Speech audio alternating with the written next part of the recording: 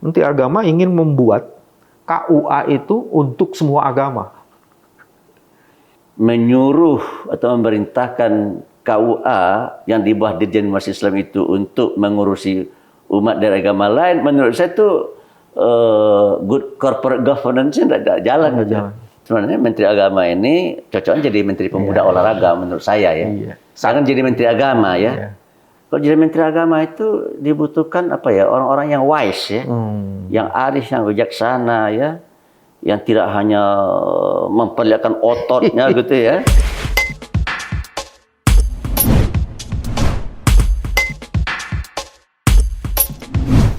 Bismillahirrahmanirrahim. Assalamualaikum warahmatullahi wabarakatuh. Jumpa lagi di channel ini yang terus-menerus ingin menjaga kewarasan, memperluas, memperbesarnya, dan meningkatkan terus-menerus kualitas kewarasan itu. Hari ini penjaga kewarasannya adalah Buya Anwar Abbas. Assalamualaikum Buya. Waalaikumsalam warahmatullahi wabarakatuh. Buya sudah senior tapi senyumnya masih tetap, staminanya masih oke. Ada ininya Buya, ada izim-izimnya atau ada apa namanya istilahnya? Karena bertemu sama Pak Bambang saja. Tergantung sama orang yang ditemuin ya. Gitu kalau orangnya nggak semangat, nggak semangat juga. Kalau semangat juga kita. Iya. Gimana Buya menghadapi ini kan tahun politik, kita baru saja nyoblos gitu. Apa ininya Buya? Pengamatan Buya terhadap situasi sebenarnya kan pemilu itu kita sebut juga dengan pesta demokrasi ya. Yang namanya pesta itu kan tempat kita bersukaria ya. Tapi meskipun kita bersukarianya ada tujuannya.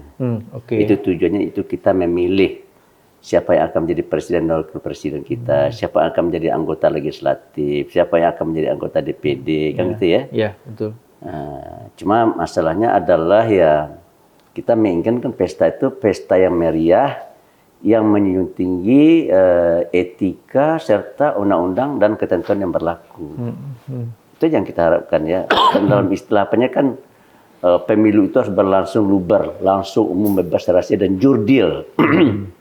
Jujur dan adil gitu ya. Jadi kalau seandainya misalkan masyarakat menilai bahwasanya pemilu dan pilpres itu sudah berjalan dengan jurdil, ya saya rasa masyarakat akan tenang ya. Karena semua puas gitu ya. Kalau dia kalah karena memang ya semestinya dia memang kalah gitu ya. Kalah tapi tidak dicurangi cara-cara. Ya kalau kalah karena cara dicurangi paling menyakitkan ya. Dulu waktu pemain Piala Dunia, Inggris kalah dari Argentina karena dicurangin oleh ada tangan Tuhan ya. Dicurangin oleh Maradona ya.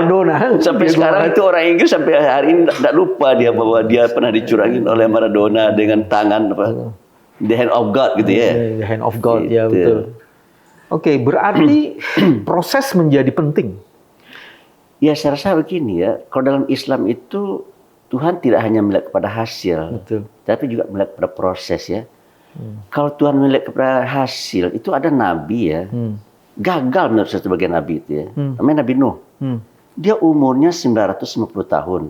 950 yang tahun. masuk Islam itu hanya 80 orang. Kan kalau dari sisi apa yang tidak berhasil itu ya. Tapi kalau dilihat dari sisi prosesnya luar biasa. Ya, dia harus melawan istrinya, berhadapan dengan anak-anaknya, dengan saudaranya, kan gitu ya. Sehingga jumlah orang yang masuk Islam pada masa beliau itu sangat sedikit gitu kan ya. Sehingga beliau dimasukkan dalam kelompok ulul azmi.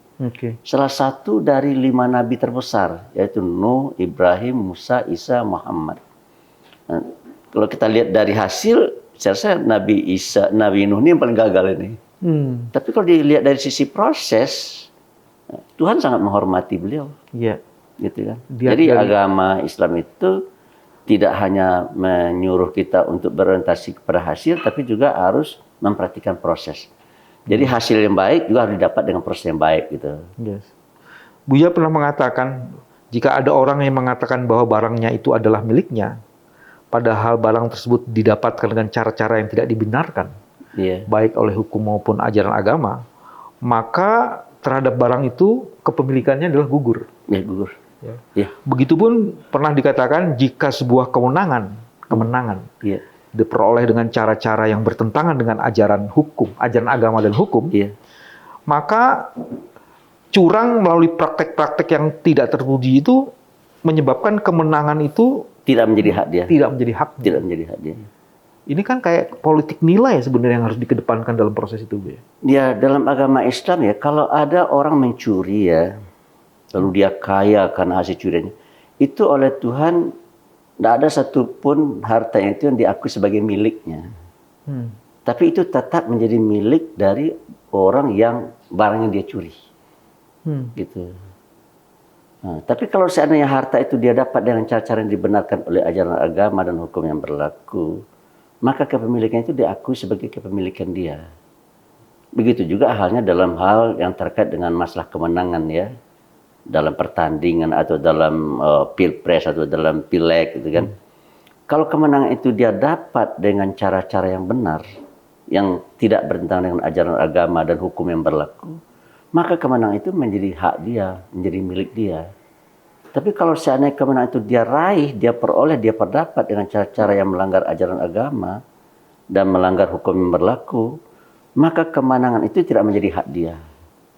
Nah, sekarang tinggal masyarakat menilai ya, kira-kira orang itu menang curang apa tidak? Kalau tidak curang harus kita akui kemenangannya. Tapi kalau seandainya dia menang itu karena melalui sebuah proses yang curang, yang nggak benar, yang tidak terpuji ya, yang kalah pasti akan menggugat ya, yang kalah pasti akan menggugat. Ada kompleksitas yang muncul, Bu, ya, pada hari ini. Hukum dibangun dan direkayasa untuk kepentingan kekuasaan. Iya. Kita tahu misalnya ada pernyataan politisasi bansos, misalnya kayak gitu ya, atau personalisasi. Itu uang negara, tapi kemudian dipakai untuk kepentingan satu kelompok tertentu, di mana ada proses rekayasa yang diduga dilakukan oleh kekuasaan. Begitupun hukum yang dipakai untuk mengontrol atau untuk memeriksa kecurangan itu. Nah, jadi seolah-olah kemudian bisa saja ada legal, ada legalitas. Tapi dia kehilangan dasar moral sehingga legitimasinya itu bermasalah. Iya. Kalau menghadapi yang seperti itu gimana, Bu? Politik nilai yang mesti kita kedepankan? Ya, jadi Ali bin Abi Thalib ya pernah melihat baju besi milik dia ada di tangan orang Yahudi. Itu kan ya, ada di tangan orang Yahudi. Lalu dia gugat. Lalu persoalannya dibawa ke depan hakim. Hakim meminta Ali untuk membuktikan ya. Lalu Ali mendatangkan saksi. Saksinya anaknya. Oleh pengadilan, oleh qadhi ditolak. Kamu harus bisa mencari saksi yang lain. Kan? Tetapi Ali tidak bisa mendatangkan saksi yang lain. Akhirnya qadhi menyatakan Ali kalah. Dan Ali menerima. Gitu. Apa yang ingin hendak saya sampaikan di sini adalah ya, kita bicara hukum ya. Maka seorang qadhi itu haruslah orang yang benar-benar jujur ya. Haruslah orang yang benar-benar konsekuen dengan nilai-nilai luhur dan mulia serta terpuji gitu. Tetapi kalau hari ini kita lihat, maaf ya. Itu yang saya mau tanya, qadhinya itu, Bu. Ya, yang saya lihat hari ini ya banyak hakim yang ya tidak berbuat sebagaimana semestinya ya. Karena apa? Karena memang seperti kan dikatakan oleh Pak Mahfud MD ya, korupsi hari ini jauh lebih dahsyat dari korupsi di zaman Orde Baru. Kalau di zaman Orde Baru kata Mahfud MD, itu korupsi itu hanya ada di lembaga eksekutif. Tapi kalau sekarang sudah menyebar dan membiak ya di lembaga legislatif dan di lembaga yudikatif. Nah, seorang hakim kalau sudah terlibat dalam praktek yang tidak terpuji ya, lalu orang tahu atau penguasa atau pihak tertentu tahu, maka dia akan dikendalikan. Maka dia tidak akan bisa berbuat baik ya sesuai dengan apa yang kita inginkan, karena dia sudah terpenjara oleh perbuatan curang yang dia lakukan. Dan saya rasa untuk hari ini mencari hakim yang benar-benar jujur, yang benar-benar adil, yang benar-benar netral, yang benar-benar berani untuk menegakkan kebenaran memang tidak mudah. Memang tidak, bukannya tidak ada ya, bukannya tidak ada hakim yang baik, yang benar, tapi untuk mencarinya memang tidak mudah. kesimpulan saya. Ada yang mengatakan kalau dulu Orba korupsinya itu lembaga di sektor tertentu. Iya. Kalau sekarang beda, Bu, udah bukan Orba lagi, Ordal. Apa tuh? Orang dalam. Orang dalam. Jadi, Iya. jadi yang melakukan tindakan itu orang dalam sendiri. Makanya saya melihat ya dari sekian banyak dana yang dialokasikan di APBN ya, itu dulu bapaknya Prabowo Subianto, Sumitro Hadikusumo mensinyalir ya, itu 30% bocor. Bapaknya Pak Prabowo, iya, Pak Sumitro 30% bocor. 30% bocor. Periode Orde Lama itu pasti ya? Atau ya, Orde Baru Arwal mungkin. Kalau hari ini tentu lebih besar lagi dari itu ya, gitu ya. Tuh. Dan cara-cara yang mereka lakukan hari ini saya lihat ya di antaranya itu adalah dengan melakukan markup. Ya, menaikkan harga barang ya. Ya, jadi dia mengambil di situ di lebihnya itu ya. Dan cara-cara menaikkan harga, melakukan praktek markup itu sudah jelas merupakan praktek yang tidak terpuji ya. Dan itu banyak dilakukan oleh para pejabat ya. Ya. Dan juga oleh LSM saya lihat ya. Sebagiannya oleh gitu, tapi kebanyakan kekuasaan sih yang melakukan itu. Karena yang bisa memotong itu kan otoritasnya dari kekuasaan. Iya, betul. Tadi Buya menarik itu kasih contoh. Zaman Sayyidina Ali dulu untuk membuktikan itu, saksi yang anaknya sendiri itu ditolak oleh Qadi. Ya. Sekarang Qadinya itu adalah bagian dari kekuasaan itu. Ya, itulah yang menjadi masalah hari ini ya. Ya karena apa? Karena Qadinya itu sendiri juga bermasalah gitu ya. Dan kalau seandainya dia sudah bermasalah dan dia akan tertawan ya. Dia akan bisa diancam sehingga dia juga bisa akan menanggung risiko-risiko tertentu jika dia membuat keputusan di luar yang diinginkan oleh yang di atasnya gitu ya. Saya itu masalah kita. Nah sekarang Buya terhadap berbagai masalah yang taruhlah disebut dengan kecurangan tadi ingin dipersoalkan. Dan instrumen untuk mempersoalkan itu kan sekarang yang ada di masyarakat itu paling tidak ada 3 nih Buya. Satu, menggunakan hak angket untuk menyelidiki kebijakan-kebijakan itu. Sejauh mana kebijakan itu curang atau tidak, ada fraud atau tidak, kayak gitu. Terus yang kedua, juga ada mekanisme Mahkamah Konstitusi. Membawa kasus-kasus ini, karena ini adalah proses sengketa pemilihan presiden, tapi sengketa ini bukan sekedar suara, Bu ya. Ini ada pelanggaran konstitusi di dalam situ. Jadi yang dipersoalkan adalah tindakan-tindakan inkonstitusional. Di Mahkamah Konstitusi mau diletakkan marwahnya dari sekedar mahkamah kalkulator, tapi sebagai the interpreter of the Constitution yang menjaga marwah dari nilai-nilai itu. Dan sebagian lagi orang ngomong soal pemakzulan. Karena kecurangan-kecurangan itu adalah perbuatan tercela. Dan perbuatan tercela itu salah satu dari syarat untuk bisa melakukan pemakzulan. Ini masyarakat mulai menuntut seperti itu. Jadi ini bukan lagi sekedar soal pemilihan presiden. Ini ingin menyelamatkan bangsa, menyelamatkan demokrasi, karena ada pelanggaran konstitusi di situ.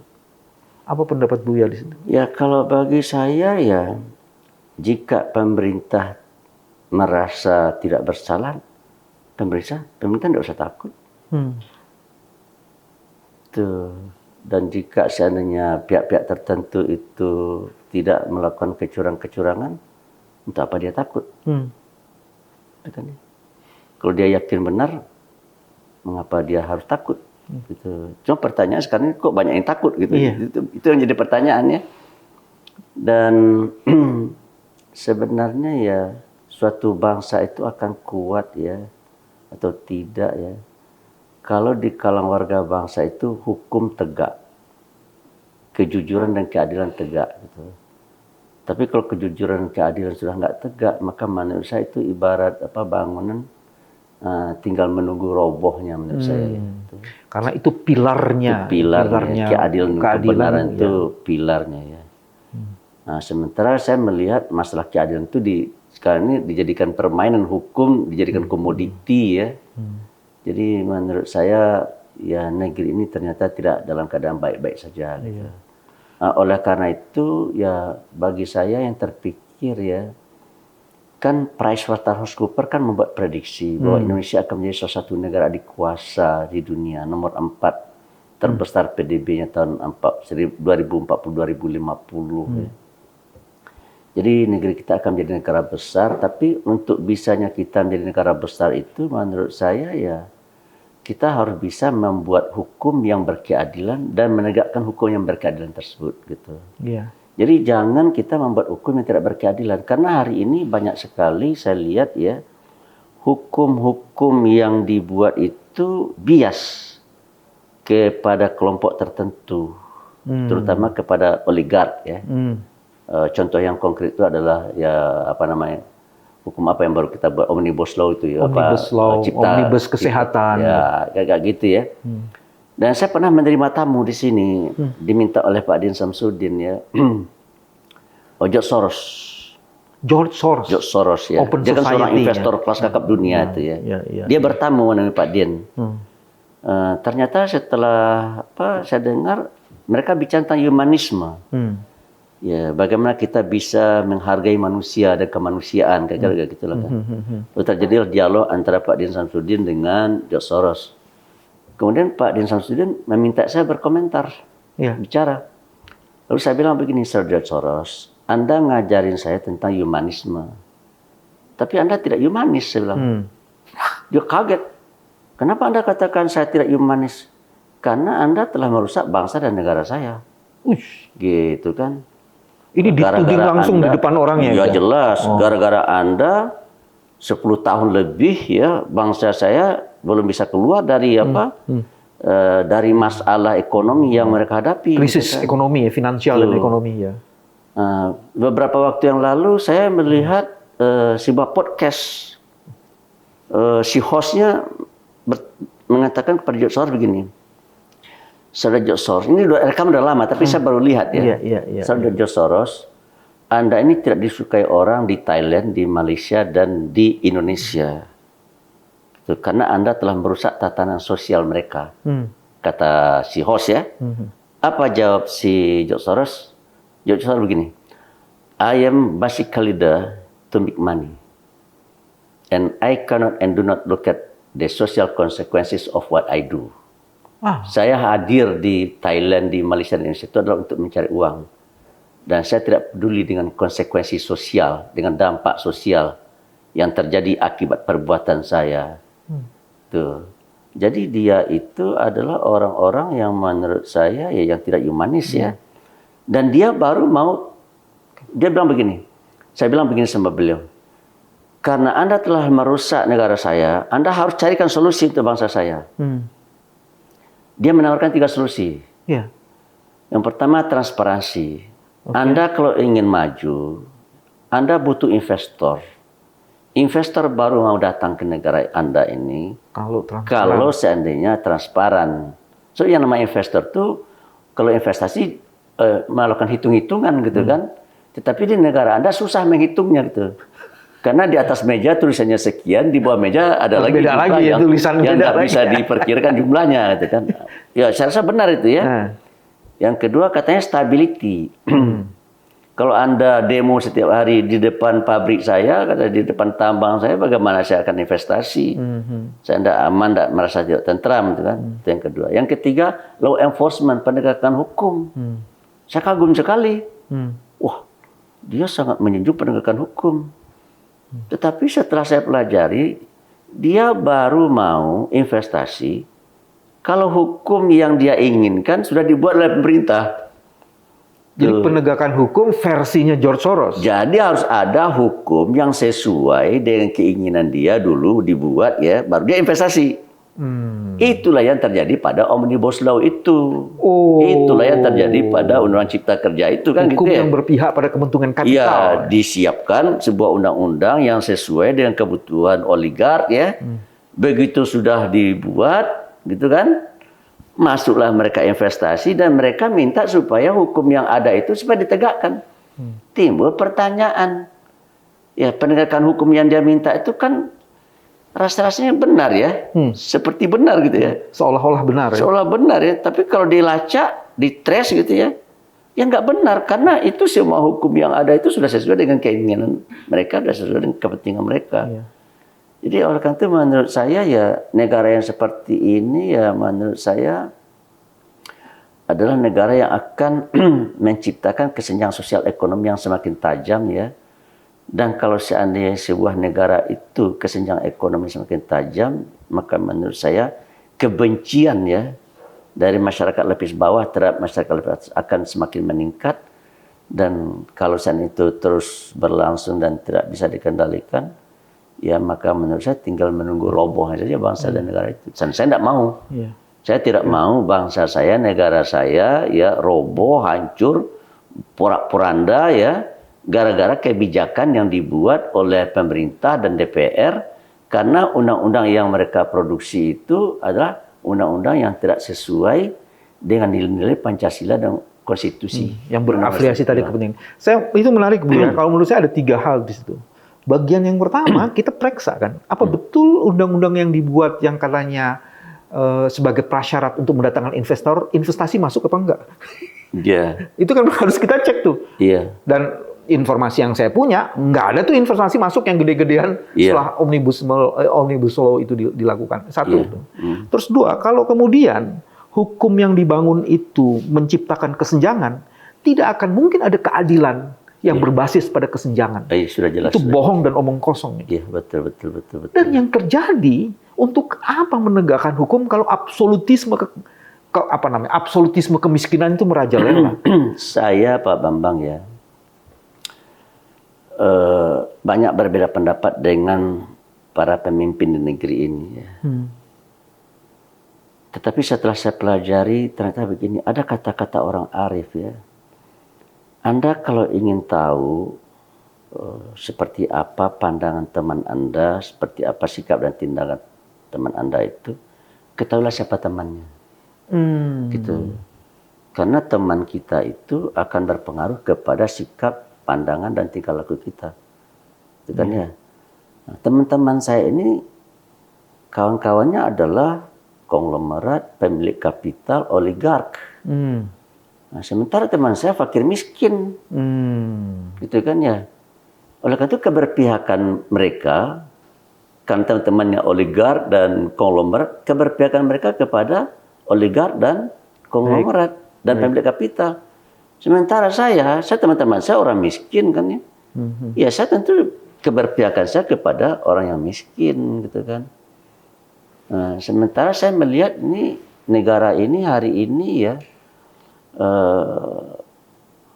falsafahnya memang Pancasila, hukum dasar memang Undang-Undang 45 ya. Tetapi sebenarnya falsafahnya bukan lagi Pancasila, tapi sudah falsafah liberalisme kapitalisme, gitu. Jadi dalam kesimpulan saya, negara kita ini menurut saya ya para pemimpinnya memang menyatakan bahwa negara kita adalah negara Pancasila. Tapi Pancasila itu ternyata hanya ada di bibir dan tidak mewujud dalam kegiatan sehari-hari. Contoh misalkan gitu ya, sila pertama kita kan ketuhanan yang Maha Esa. Nah, ternyata ada menteri yang ingin membuang masalah agama dari dalam sistem pendidikan kita, peraturan yang dia buat gitu ya. Membuang agama dari dunia pendidikan menurut saya ya berarti dia itu sudah menjadikan negeri ini menjadi negeri yang sekuler itu. Gitu. Itu kan enggak usah tanpa kita sebut nama menterinya gitu ya. Gitu. Baik. Kemudian kita juga menyatakan bahwa kita ini adalah negara Pancasila. Tapi ada pihak-pihak tertentu mengundang pemusik yang pemusiknya itu LGBT. Padahal kita punya sila kedua, kemanusiaan adil dan beradab. Dalam hierarki apa kita, kata Bung Hatta, sila pertama itu mewarnai sila kedua. Sila kedua, pertama dan kedua mewarnai sila ketiga. Sila pertama, kedua, ketiga mewarnai sila keempat. Sila pertama, kedua, ketiga, keempat itu mewarnai sila kelima. Gitu. Oleh karena itu konsep kemanusiaan atau HAM kita nggak sama dengan HAM Barat. HAM kita adalah HAM yang berketuhanan. Tuh, HAM kita adalah HAM konstitusi gitu. Tuh. Oleh karena itu kita nggak bisa menerima LGBT. Kalau seandainya pemerintah menerima LGBT ya, maka menurut saya pemerintah itu sudah berkhianat terhadap falsafah bangsa itu. Maka pemerintah berarti sudah berkhianat pada konstitusi. Ya. Pasal 29 Undang-Undang Dasar 45 pasal 29 ayat 1 menyatakan bahwa negara berdasar atas ketuhanan yang Maha Esa. Artinya apa?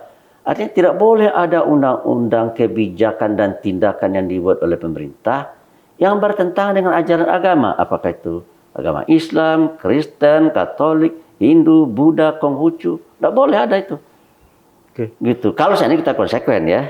Kalau kita konsekuen. Tapi pada kenyataannya kan tidak seperti itu kan. Gitu. Nah sekarang ada satu isu yang lagi mutakhir ini, baru-baru ini Menteri Agama mengatakan, karena tadi Bu yang mengatakan itu ya soal keagamaan itu, Menteri Agama ingin membuat KUA itu untuk semua agama. Itu ya gimana? Kalau pertanyaan Pak Amang seperti itu, mungkin barangkali kita harus lihat ya susunan organisasi yang ada di Kementerian Agama. Ya. Tata organisasinya gitu ya. Di Kementerian Agama itu ada Dirjen Islam, Bimas Islam, bimbingan masyarakat Islam, ada Dirjen Katolik, ada Dirjen Kristen Protestan, ada Dirjen Hindu, ada Dirjen Buddha. Ya kan? Jadi setiap agama besar itu ada dirjennya ya. Masing-masing agama dirjen itu mengurusi umatnya gitu kan ya. Okay.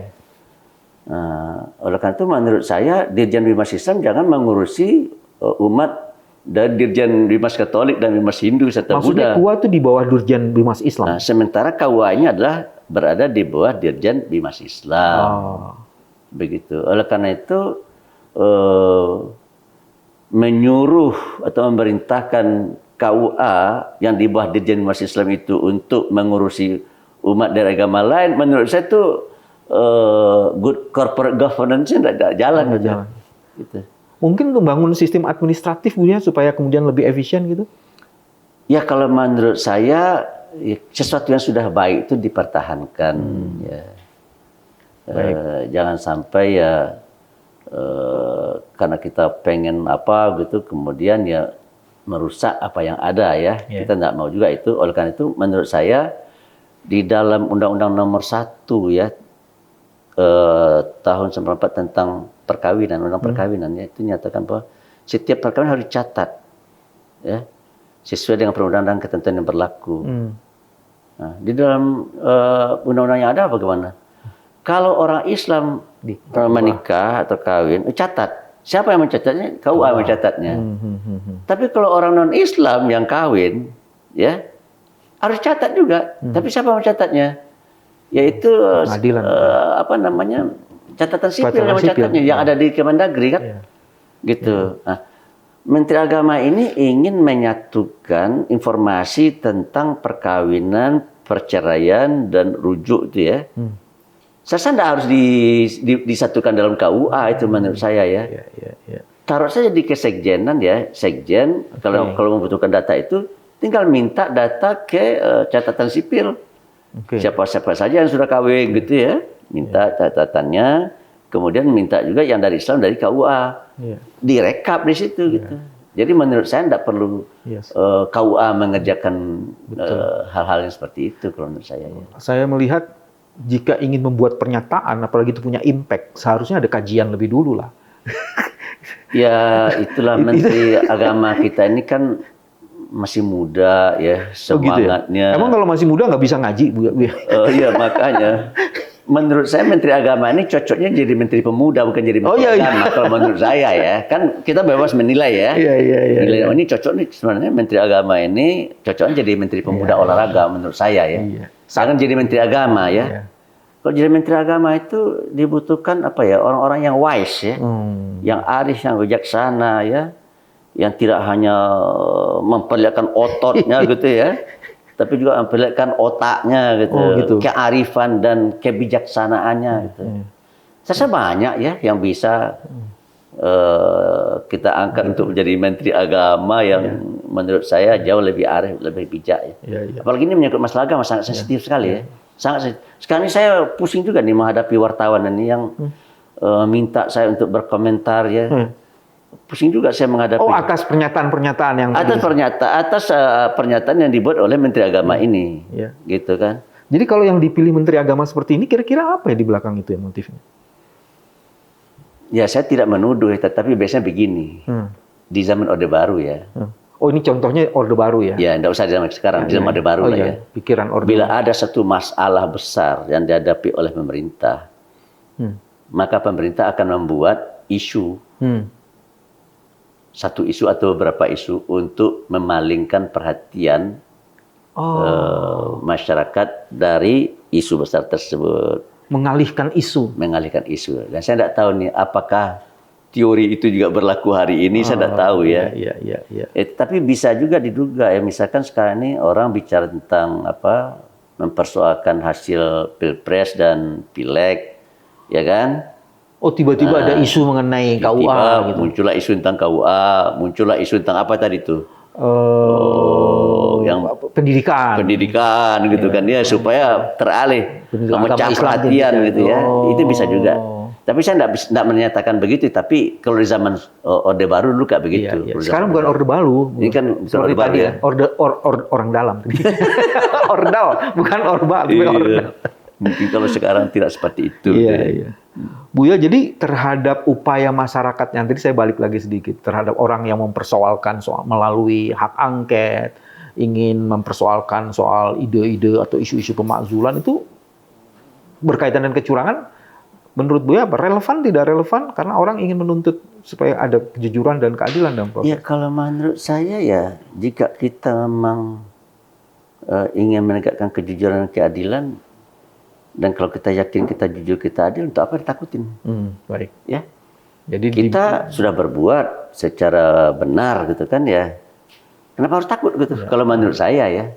Kalau pemerintah yakin pemerintah berbuat benar dan tidak melakukan praktek, untuk apa takut gitu?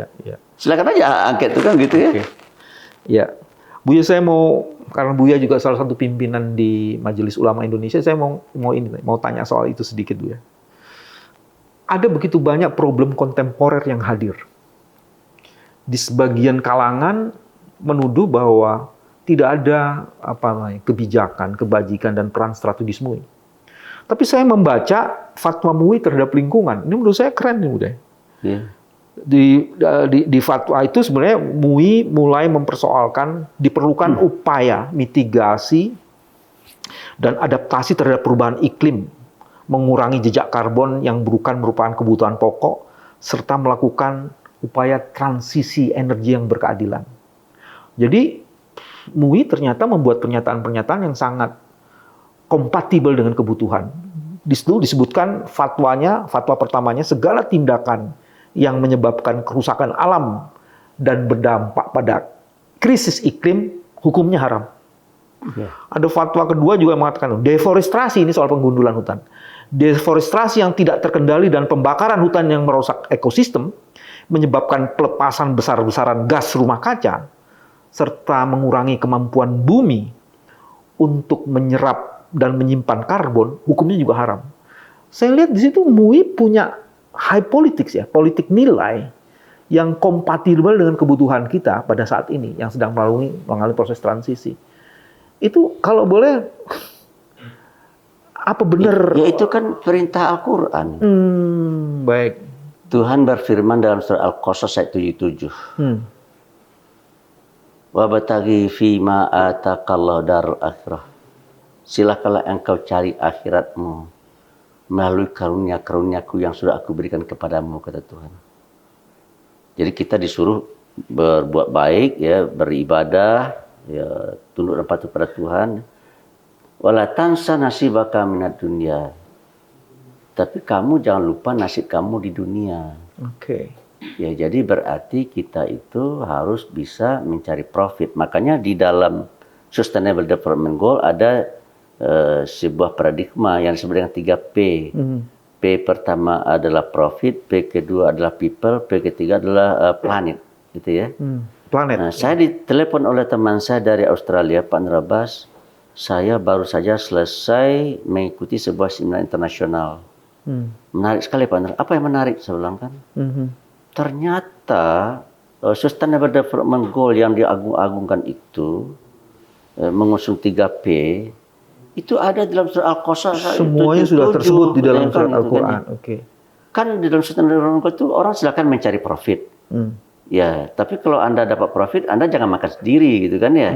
Anda harus pikirkan juga orang lain kan begitu ya. Ya, Nah, tapi sharingnya ada di kalau situ. seandainya Anda mencari profit, Anda sudah pikir, Anda juga jangan sampai merusak lingkungan. Yes.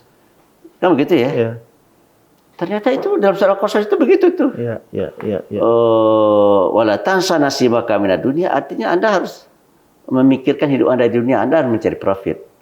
Wa asin kama ahsanallah. Tapi Anda berbuat baiklah kepada orang lain sebagaimana saya telah berbuat kepada Anda. Itu kan people itu.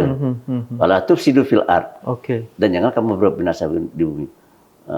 Innallaha la yuhibbul mufsidin. Sayang karena Allah itu enggak Itu planetnya, ya.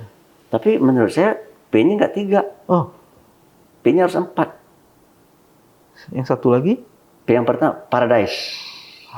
Surga. Itu untuk jannah, ya, untuk Jadi mencapai. yang kita cari dalam hidup ini tidak hanya profit, kita tidak hanya berbuat baik kepada orang, kita tidak hanya tidak berbuat Melindungi binasa planet di bumi gitu ya. Tapi itu semua kita lakukan adalah karena Allah. Karena kita ingin merebut kasih sayang Allah dan supaya nanti kita di hari akhir dimasukkannya ke dalam surganya. Oke. Tetapi saya lihat sekarang ini banyak orang yang yang melaksanakan yang 3 tadi. Ya, dia bekerja keras mencari profit, lalu dia bagi kepada orang lain kayak Robin Hood gitu ya. Kemudian dia tidak merusak bumi gitu ya. Tapi motifnya adalah hanya duniawiah saja. Oke. Ya, sementara kalau kita motifnya tidak hanya duniawiah, tapi juga ukhrawiyah. Oleh karena itu menurut saya kecerdasan yang diperlukan oleh bangsa kita ini tidak hanya kecerdasan duniawiah, tapi juga kecerdasan ukhrawiyah. Nah, disitulah relevannya menurut saya kata-kata arif dan bijak yang disampaikan oleh Profesor Dr. Mukti Ali, seorang guru besar dari Yayan Sunan Kalijogo yang sekarang menjadi UIN Jogja, UIN Sunan Kalijogo, dan beliau pernah menjadi Menteri Agama ya. Beliau bilang begini, dengan seni hidup menjadi indah. Seni hidup menjadi indah. Dengan ilmu hidup akan menjadi mudah. Dan dengan agama hidup akan menjadi terarah. Jadi kesimpulannya adalah kalau seandainya agama tidak kita bawa ke dalam kehidupan kita sehari-hari, maka kita akan kehilangan arah. Kita hanya akan mengejar dunia, padahal yang harus kita kejar tidak hanya dunia, tapi juga akhirat.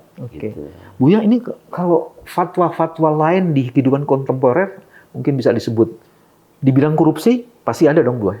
Ya. Di bidang selain korupsi itu narkoba, pinjol, bisa sebut-sebut Buya beberapa fatwa itu? Ya, saya tidak hafal. Nggak hafal ya. Tapi kalau di bidang tipikor apa? Tindak pidana korupsi? Katanya ada pembuktian terbalik bagi saya ya, terus terang saja ya, memberantas korupsi ini menurut saya sangat sulit ya, karena tenaga jaksa dan polisi sangat terbatas, gitu kan ya. Oleh karena itu ya pemerintah dan DPR harus berani melakukan terobosan, itu pembuktian terbalik. Setiap orang diminta untuk membuktikan asal muasal harta dia. Dan kalau seandainya kita lihat orang yang tidak bisa mempertanggungjawabkan dari mana asal muasal hartanya, ya maka diproses. Sehingga dengan demikian ya menurut saya ya kita akan bisa mengurangi tingkat dan tingginya frekuensi korupsi. Dan juga hukumannya harus besar ya. Kalau dalam Islam itu kan begini, orang kalau mencuri hukumnya potong tangan. Tapi korupsi tidak ada. Karena korupsi dengan mencuri tidak sama.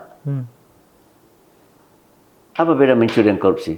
Kalau mencuri, saya curi uangnya Pak Bambang Wijayanto ya. Yang dirugikan itu kan orang per orang. Ya? Barang yang saya curi itu kan dalam penguasanya Pak Bambang kan?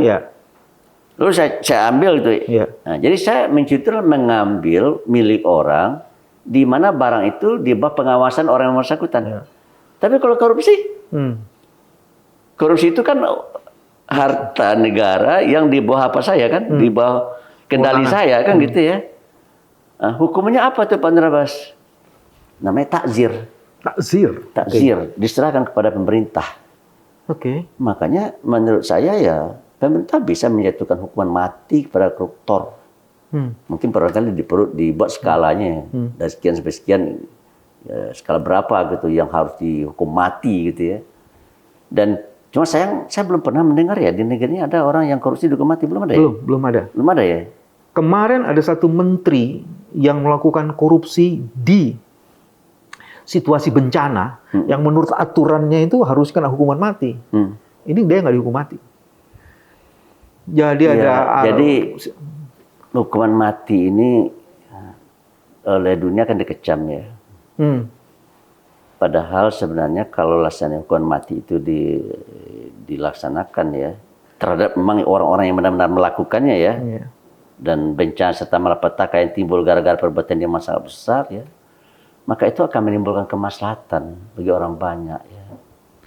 Tuh, timbul pertanyaan, jika terjadi benturan antara kepentingan orang banyak dengan kepentingan orang seorang, kepentingan mana yang didahulukan?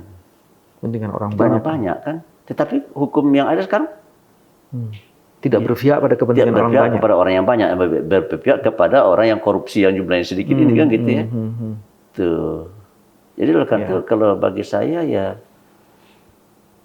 memang kesimpulan saya ya negeri ini memang masih bermasalah ya, dan kita menurut saya harus berusaha secara bersama-sama ya, dan secara bersungguh-sungguh untuk membenahi negeri ini supaya negeri ini berada di jalan yang lurus ya, yang akan bisa menghantarkan negara dan bangsa kita menjadi negara dan bangsa yang hebat dan kuat ya. Saya ini ingin sekali Pak Bambang ya. Ya, kalau hari ini kan dunia berkiblat ke Eropa dan ke Amerika ya. Saya ingin sekali ya, pada waktunya orang melihat kita gitu ya. Kalau hari ini kita nonton bola ya kita nonton Manchester United lawan Liverpool kan ya. Ya itu kalau Real Madrid sama Barcelona gitu. Saya ingin sekali orang nanti nonton bola Jakarta United lawan Persebaya gitu ya. Di Jakarta International Stadium. Ya, dan menurut saya itu akan terjadi ya. Insya Allah itu akan terjadi ya. Oleh karena itu bagi saya persatuan dan kesatuan menjadi sesuatu yang sangat penting ya. Nah, supaya persatuan dan kesatuan di antara kita bisa terjaga terpelihara dengan baik, maka hukum harus dibuat dengan sebaik-baiknya dan ditegakkan dengan sebaik-baiknya. Buya, kita ini kan di ujung proses pemilihan nih, ya, di tahun politik ini, pemilihan presiden, DPR dan DPD. Kalau ada orang yang merasa terganjal, ini kecurangannya luar biasa, buruk sekali proses pemilihan, apa pesan terhadap orang-orang seperti itu? Ya kalau menurut saya itu harus dibuktikan itu mah. Oh, buktikan. Ya, yang membuktikan itu mungkin barangkali DPR ya. Ya DPR bertanya lah kepada pemerintah, gitu. DPR bertanya kepada siapa, kan bisa itu kan ya? Ya kan? DPR itu kan Dewan Perwakilan Rakyat. Dewan yang melalui hak angket itu DPR boleh melakukan penyelidikan dan penyelidikan boleh bertanya. Betul. Yang jelas sekarang ini kan yang memilih mereka kan rakyat ya. Masyarakat bertanya-tanya, masyarakat resah, masyarakat gelisah ya. Wajar nggak itu rakyat wakil-wakil kita mempertanyakan itu? Wajar kan ya? Wajar sekali. Bagi saya pemerintah jangan takut lah. Kalau pemerintah merasa benar, untuk apa takut? Bagaimana dengan posisi rakyat? Itu kan wakil rakyatnya. Rakyatnya suruh diam aja kasih ke wakilnya, atau rakyatnya juga harus mempersoalkan, memberi informasi apa yang kalau bagi saya ya, jika rakyat diam dan membiarkan kemungkaran ya, bersih marajalela ya, maka yang akan menanggung resikonya itu adalah rakyat itu sendiri. Timbul pertanyaan, rakyat itu ingin hidup aman, tentram, damai, bahagia atau tidak? Ingin gitu ya. Ya kalau gitu hukum yang baik, hukum yang benar itu harus ditegakkan. Dan masyarakat harus terlibat dalam seluruh proses. Dan masyarakat harus terlibat. Masyarakat harus mengontrol wakil-wakil mereka ini ya. Karena wakil-wakil mereka ini juga banyak yang terlibat dalam praktek-praktek yang tidak terpuji kan, gitu seperti dikatakan Mahfud MD ya. Karena yang namanya lembaga legislatif sekarang ini katanya tingkat korupsi di sana juga tinggi, sangat tinggi gitu ya. Berarti kan mereka tidak amanah juga kan begitu ya. Yang menyatakan kan bukan saya, kan menyatakan tuh Menko Polhukam waktu itu statusnya. Masyarakat hanya mengontrol DPR, tapi juga mengontrol kekuasaan nggak boleh? Iyalah. Ya kan kedaulatan di sini kan kedaulatan rakyat, bukan kedaulatan penguasa kan. Kita rakyat yang berkuasa. Oleh karena itu rakyat wajar bertanya dan meminta wakil-wakilnya untuk bertindak dan berbuat sesuai dengan apa yang mereka inginkan. Bisa begitu. Jika ingin kewarasan bisa ditegakkan, keterlibatan publik menjadi bagian sangat penting untuk mempersoalkan segala macam tindakan yang dikualifikasi curang. Inilah penjaga kewarasan kita, diskusi dengan Buya Anwar Abbas. Terima kasih, sampai ketemu lagi. Wassalamualaikum warahmatullahi wabarakatuh. Assalamualaikum warahmatullahi wabarakatuh.